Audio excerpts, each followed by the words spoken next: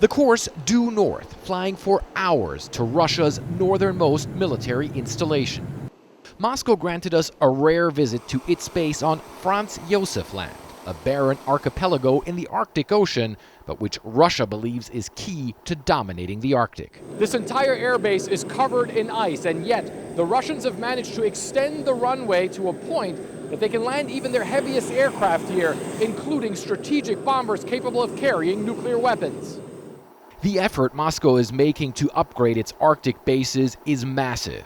Inside the modern housing complex called the Trefoil, the air commander confirms to me that even Russia's dangerous Tu-95 strategic bombers, a plane similar in size to the U.S.'s B-52s, can now operate out of the airfield here. Of course they can, he says. Have a look. We can land all types of aircraft on this base. A chilling prospect for the U.S. and its allies, considering Franz Josef Land is only about 160 miles east of NATO territory. That's well within range of these powerful coastal defense rockets the Russians also showed us. They're capable of hitting ships more than 200 miles off the coast, a threat that worries the U.S.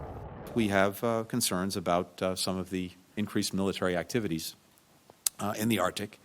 That increases the dangers or prospects of accidents, miscalculations. As polar ice melts, the region is becoming more accessible, and Russia is moving fast to stake its claims.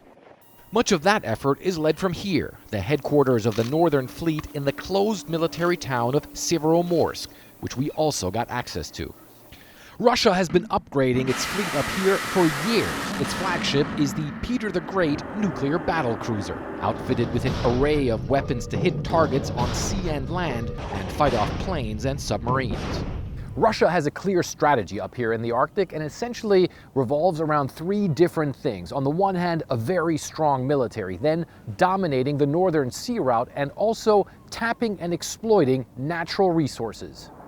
And Russia is warning the U.S. and its allies not to mess with that plan.